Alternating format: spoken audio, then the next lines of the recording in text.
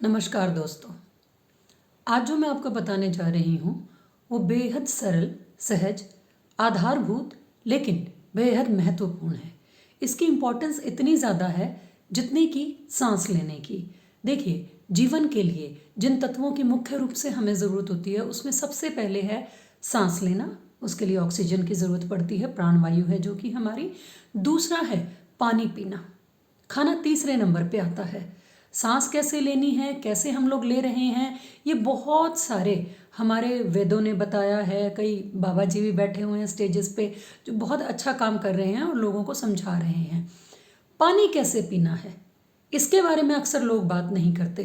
तो यहाँ पर मैं आपको जो एक नियम देना चाहती हूँ ना, एक गूढ़ मंत्र जिसको आपको रटना है। कोई और माने ना माने, आपके दिमाग में ये फिक्स होना चाहिए कि खाना हमेशा पीना चाहिए और पानी हमेशा खाना चाहिए। कैसी अजीब बात कर रही हूँ मैं? जी हाँ, समझिए वाक्य की गहराई को। खाना हमेशा पीना चाहिए। हमेशा हमें खाना जो है एक बाइट लेने के बाद, एक ग्रास लेने के बाद कम से कम 32 बार उसे चबाना चाहिए। क्यों? ऐसा क्यों करना चाहिए? क्योंकि आपके खाने का पाचन पेट में जाकर नहीं होता। आपके खाने का पाचन मुंह से शुरू हो जाता है। आपको पता है, जिसे आप राल कहते हैं या सलाइवा कहते हैं, ये राल कितनी महत्वपूर्ण है और जीवनदायी है हमारे लिए। हमारे मुंह में इस राल के अंदर हजारों माइक्रोबैक्टीरियाज होते हैं, माइक्रोब्स होते हैं जो भोजन का पाचन मुंह से ही शुरू कर देते हैं। और यहाँ पर ये हमारी जिम्मेदारी बनती है कि हम इन सूक्ष्म तत्वों की मदद करें, इन सूक्ष्म पदार्थों की मदद करें अपना खाना को एब्जॉर्ब कराने के लिए, ताकि पोषण पूरा शरीर को मिल सके। तो वो किस तरीके से काम करते हैं? जितना जटिल या कठोर आपका ठोस खाना होता है उतना ही ज़्यादा उसे चबाना चाहिए। इतना चबाना चाहिए कि आपके मुंह के अंदर ही वो पानी जितना तरल हो जाए।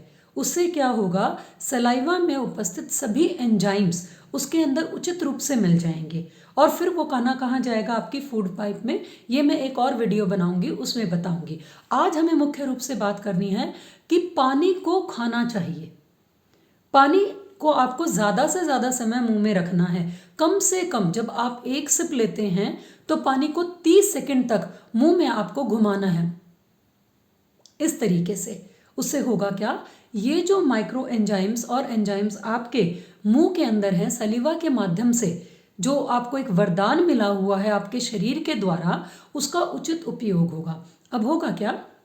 जैसे जैसे आप इसको मुंह में रखेंगे, एक सिप लेंगे, पानी को घट-घट करके नहीं पीना है, एक सिप लेंगे, उसको मुंह में 30 सेकंड तक के लिए घुमाएंगे और उसके बाद उसको गल्प इन करेंगे, उसको अंदर निगलेंगे। उसके बाद अगली सिप लेंगे और फिर यही प्रक्रिया आप पूरे ग्लास के साथ करेंगे। यानी एक ग्लास पानी को पीने में, जो कि 250 से 300 मिलीलीटर का होता है, उसे पीने में आपको कम से कम 5 मिनट लगनी चाहिए। अगर आप गट गट गट गट करके पानी पी रहे हैं, आपके शरीर को पता ही नहीं चला है, आपके एंजाइम्स जो जीवनदायी थे और जहाँ से उन्होंने शरीर के अंदर आपके पानी को उसका हिस्सा बनाना था। कई बार तो हम पानी इस तरीके से पीते हैं कि अननेसेसरली और इस भूल चूक से पी जाते हैं और लोगों को देख के भी पी जाते हैं, और वो आदत बन जाती है कि हमारी किडनी पूरा दिन अननेसेसरली सफाई करती रहती है और इस अनवांटेड वाटर को, ठीक है, इस अनचाहे पानी की मात्रा जो हमें नहीं पता चल रही, शरीर को पता ही नहीं चल रहा कि उसको कितने पानी की ज़रूरत है, उसको ये पता चले, उसके लिए बहुत ज़रूरी है कि पानी को आप सिप सिप करके पिएं। मुंह के सारे एंजाइम्स उसके अंदर मिक्स होने दें, उसे धीरे धीरे अंदर जाने दें। इससे दो फायदे होंगे। एक तो आपके शरीर में ग्रहण क्षमता बढ़ेगी, your body will start to remain hydrate. आपकी बॉडी के अंदर, आपके शरीर के अंदर पानी की रिटेंशन बढ़ेगी। नंबर 2, आपके शरीर को यह पता चलेगा कि उसे कब पानी की ज़रूरत है और कब नहीं है। जी हाँ, कई बार हम एक फॉल्स प्यास के ऊपर, एक फेक प्यास के ऊपर पानी पीते रहते हैं, और कई बार तो सिर्फ हमें अपने साथ बॉटल्स रख के पानी पीने की आदत लग जाती है, क्योंकि आजकल एक नई थ्योरी चली हुई है ना, keep your body hydrated for the whole day. थोड़ा थोड़ा सिप कर करके पानी पीते रहें तो पानी की बॉटल को पास रखें। ये सबसे बड़ा मिथ है, सबसे बड़ी भ्रांति है मॉडर्न विज्ञान के नाम पर। पानी आपको एक जगह बैठकर पीना है और उस पानी को क्या करना है, आपने सिप सिप करके पीना है। ये तो हुआ पानी को पीना कैसे है। दूसरा हुआ कैसा पानी पीना है।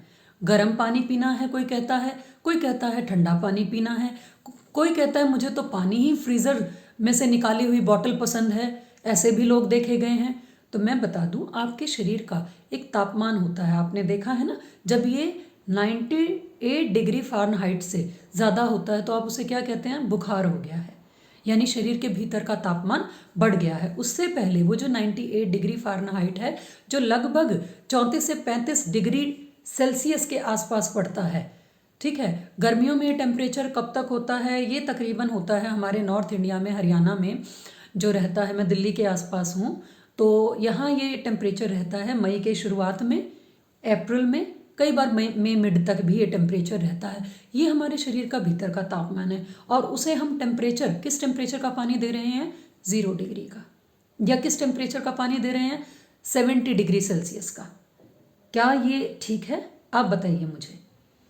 जब दो तापमान शरीर के अंदर हो गए, एक उसका खुद का तापमान, एक नया तापमान, या तो बहुत कम या बहुत ज़्यादा आप दे रहे हैं, तो समझदारी किस में है, चतुराई किस में है कि शरीर की व्यवस्था बनी रहे, शरीर सभी पोषण तत्वों को ग्रहण कर सके, साथ में शरीर जो है अवांछित तत्वों को शरीर से बाहर निकाल सके और अपनी हीलिंग और न्यूट्रिशन के काम, एब्जॉर्प्शन के काम को उचित रूप से कर सके। उसके लिए ज़रूरी है कि आप एक एक्सेप्टेबल टेम्परेचर, यानी अगर 35 डिग्री है तो आप कितना ले सकते हैं, ज़्यादा से ज़्यादा 20 डिग्री, 15 डिग्री, इससे नीचे का जब टेम्परेचर का पानी आप लेते हैं, मैं डिग्री सेल्सियस में बता रही हूँ, डिग्री फ़ारेनहाइट में नहीं, उससे नीचे डिग्री सेल्सियस का जब आप पानी लेते हैं, शरीर के लिए एक नया चैलेंज आ जाता है। उसके पास हज़ारों तो चिंताएं पड़ी हुई हैं, बहुत सारे पुराने दर्द पड़े हुए हैं, बहुत सारे लोगों द्वारा दिए गए कटाक्ष और जजमेंट पड़े हुए हैं, साथ में हमने उसे क्या किया, हर घंटे आधे घंटे में कि कीप योर बॉडी हाइड्रेटेड के नाम पर असंतुलित तापमान का पानी उसे दे रहे हैं। कितने सारे मतलब एक शरीर कितने फ्रंट पर, कितने आपके सीमाओं पर, ठीक है ना, एक योद्धा कितनी जगह लड़ेगा। हमें ध्यान रखना है कि ये योद्धा हमारे को एक अच्छा जीवन दे रहा है, हमें इसे ज़्यादा से ज़्यादा सहयोग देना है। तो इसके तापमान को समझें हम, इसकी प्रवृत्ति और प्रकृति को समझें हम।